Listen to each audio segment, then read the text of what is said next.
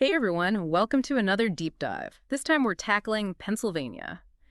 You sent us a really interesting collection of sources. Looks like we've got historical accounts, some encyclopedia entries, and even some recent news clips. Yeah. It seems like there's a lot of interest in how Pennsylvania's history shapes the state it is today.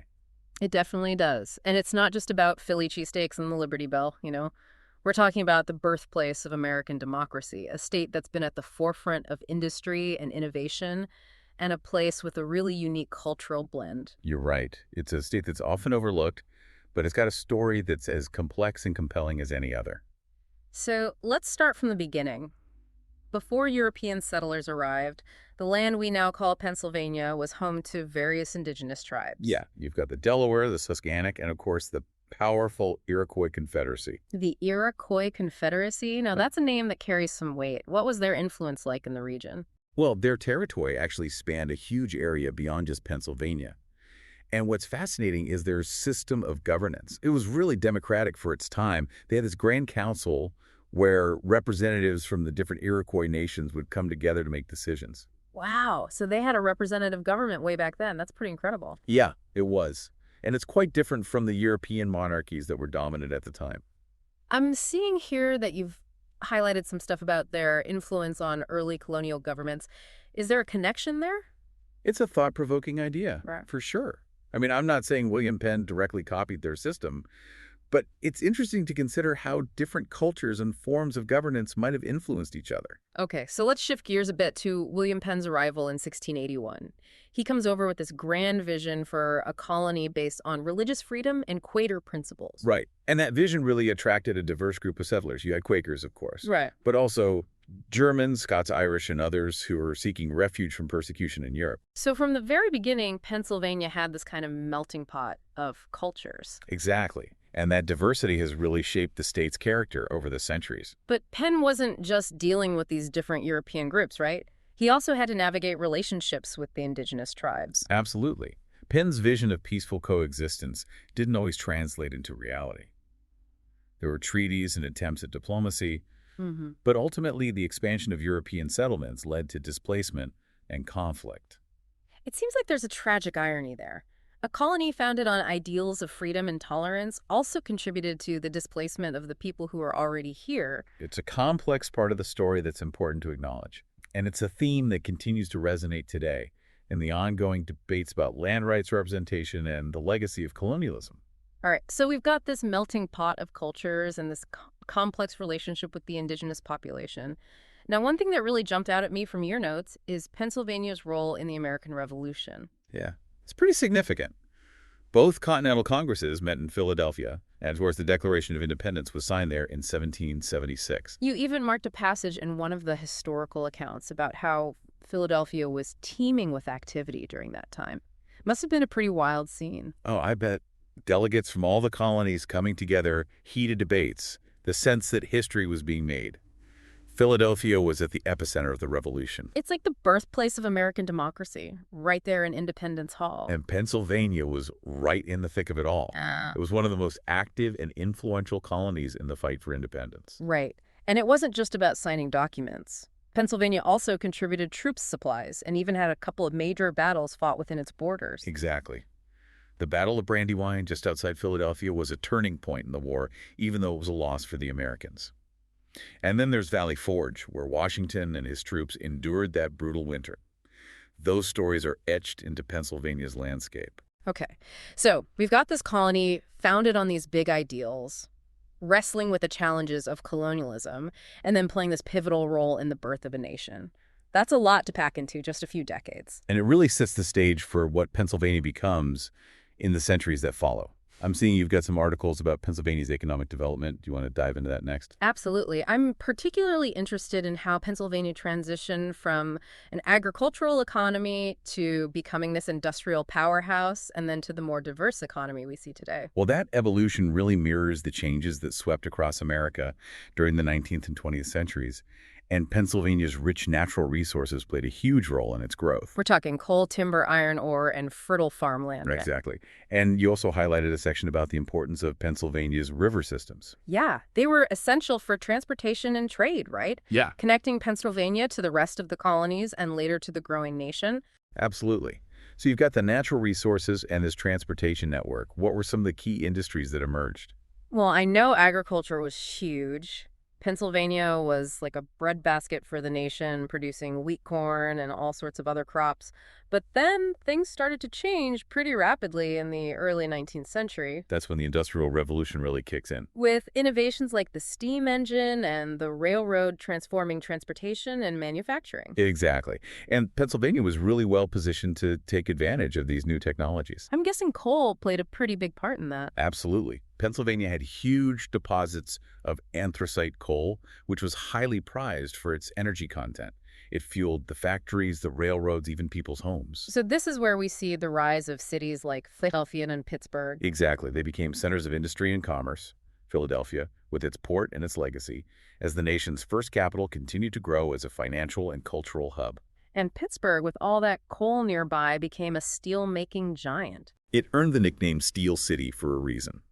The steel mills of Pittsburgh produced the materials that built skyscrapers, bridges, and railroads across the country. It's an amazing story of growth and innovation, but I'm also seeing some of your notes about the downsides of this industrial boom. Things like labor unrest and environmental damage. Yeah, the rapid industrialization of Pennsylvania brought both progress and problems. Working conditions in the factories and mines were often harsh and dangerous. And the demand for coal led to widespread mining, which had a huge impact on the environment. Absolutely. Deforestation, pollution, and mining accidents were all part of the story. It's a reminder that economic progress often comes at a price. So we've got this incredible transformation from an agricultural society to this industrial powerhouse, but it's a really complex story with both positive and negative consequences. And that complexity continues to shape Pennsylvania today. We'll talk more about that in the next part of our deep dive. Picking up where we left off, Pennsylvania's journey from pre-colonial times to industrial powerhouse is pretty fascinating. But now let's look at the cultural side of things. Yeah, Pennsylvania is so diverse. It's got these vibrant cities, and then you have these rural communities with strong traditions. Exactly. And one of the things that really stood out to me from your research was the Amish community and their way of life. It's definitely intriguing. Hmm. You know, in a state that's been at the forefront of so much change, to have this group that hold on to traditions so strongly. Yeah, it's like they're living in a different world almost, intentionally choosing to limit technology and maintain these centuries-old practices. And it really makes you think about progress and what constitutes a good life. Ah, It does. It challenges our assumptions. You highlighted some stuff about their approach to healthcare. That seems particularly interesting. yeah. They tend to rely on traditional remedies in their community for healthcare, but they're not completely opposed to modern medicine. It's like this balancing act, preserving their way of life, but also addressing their practical needs. It must be tricky to navigate between those two worlds. It is. But Huh. from what I've read, they've found ways to make it work. And it speaks to their resilience as a community. Right. Speaking of distinct cultural traditions, we can't forget about the Pennsylvania Dutch. Oh, absolutely. They're another group that adds to Pennsylvania's unique character. I was especially drawn to the images of their folk art, the hex signs on the barns. Oh, yeah. They're so iconic, those colorful designs. They're more than just decorations, though. They have deep roots in folklore. Good luck, ward off evil spirits. Wow, so they're like talismans almost, protecting the farm and the family. You could say that. And the colors and designs. Each one has a specific meaning. I'm curious, though, is the younger generation still carrying on these traditions? From what I've gathered, there's definitely a conscious effort to preserve the Pennsylvania Dutch heritage. You see younger artists incorporating traditional motifs into their work, but with a modern twist. It suggests that the culture is still alive and evolving. That's great to hear. And of course, we can't talk about the Pennsylvania Dutch without mentioning the food. You're right, their cuisine is amazing. Those Pennsylvania Dutch pretzels, the shuffly pie, the whoopie pies. Come on, they had to get creative with ingredients. Yeah, they were resourceful. Using what they had to create these delicious dishes. It's comfort food at its best. It really is. Okay, but let's move from the countryside for a bit and head into the cities.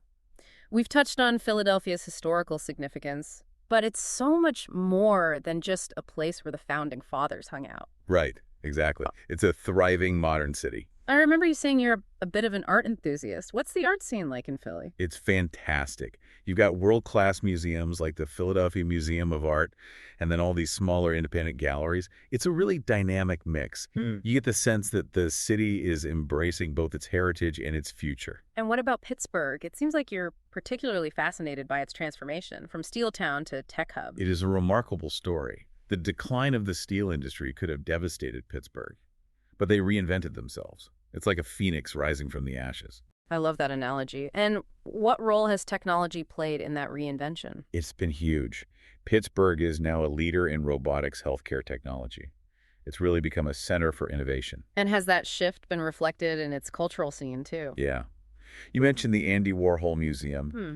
Having this iconic museum dedicated to pop art in a city that was once all about steel. It says a lot about Pittsburgh's evolution. Okay. So we've got these enduring cultural traditions like the Amish and the Pennsylvania Dutch, and then these modern dynamic cities. It's like a microcosm of the state as a whole. It really is. This Yeah. interesting mix of tradition and innovation.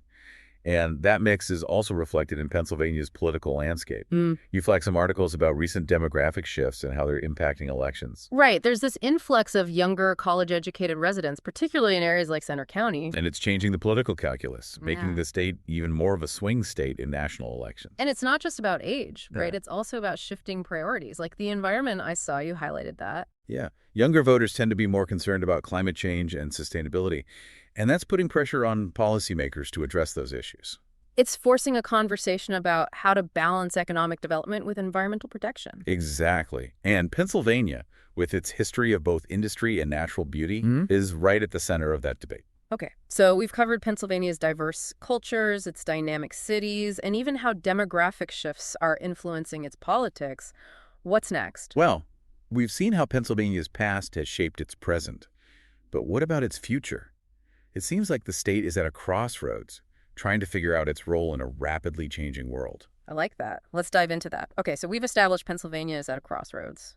What exactly did you mean by that? Well, Pennsylvania has always been kind of a microcosm of America, but right now it feels like the state is facing some big questions. Questions that the whole country is dealing with. Give me an example. What kind of questions? Well, like how do we balance economic growth with protecting the environment? How do we bridge the divide between urban and rural communities? And how do we prepare for a future that's going to be shaped by technology and globalization? Yeah, those are definitely big questions. And it seems like Pennsylvania's history and demographics make those questions even more complicated. Right. It's like all those threads we've been talking about, the Yeah. history, the culture, the economy, they're all kind of converging at this moment. Yeah. And it feels like Pennsylvania is at a turning point. So the decisions that Pennsylvanians make over the next few years are going to have a ripple effect beyond just the state. Potentially, yeah. I mean, Pennsylvania has always been a bellwether state in elections. And the issues that are being debated there are often the same issues that are playing out across the country. You've got a lot of notes on the role of technology in Pennsylvania's future. Do you see technology as a potential solution to some of these challenges? It's tough to say. Technology is definitely a double-edged sword. On one hand, it has the potential to create jobs and opportunities, especially in areas that have been hit hard by the decline of manufacturing. But it can also widen inequality if those opportunities aren't available to everyone. So it's not enough to just have the technology. You need the infrastructure and the education to make sure everyone benefits. Right. And that brings us back to some of those political debates we talked about. Are policymakers going to make those investments? Are they going to put policies in place to ensure a more equitable distribution of the benefits? So it sounds like Pennsylvania's future really depends on its ability to adapt and make some tough choices. Yeah, I think so. And it's not just about government policy. It's also about the choices individuals make, the businesses that invest in the state, and the communities that work together to solve problems. Thinking about Pennsylvania's role in the nation as a whole, we've talked about how it's often seen as a bellwether state.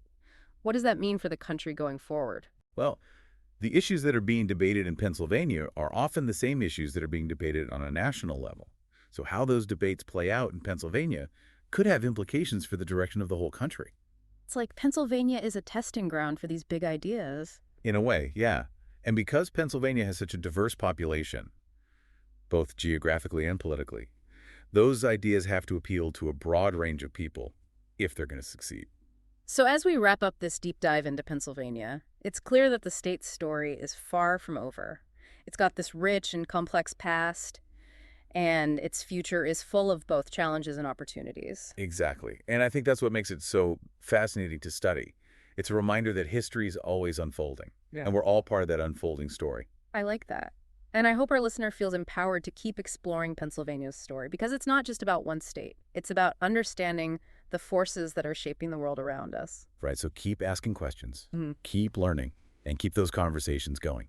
Thanks for joining us on this journey through Pennsylvania. We'll see you next time for another deep dive. Today is your lucky day. Today is the day that our $3 website works for you, paying you directly to your PayPal daily. Imagine $3 ongoing continuous payments to your PayPal account. Imagine falling asleep and waking up to $300 in your PayPal account. How would this make you feel? How could this help you? What bills could you pay? What kind of fun could you have? What does that retirement look like now? All for a one-time payment of $3. This website is DFY done for you, fully built and completely hosted, and never stops collecting payments for you. You have spent $3 on coffee on a regular, but that coffee won't help you create multiple streams of income. Click the link below.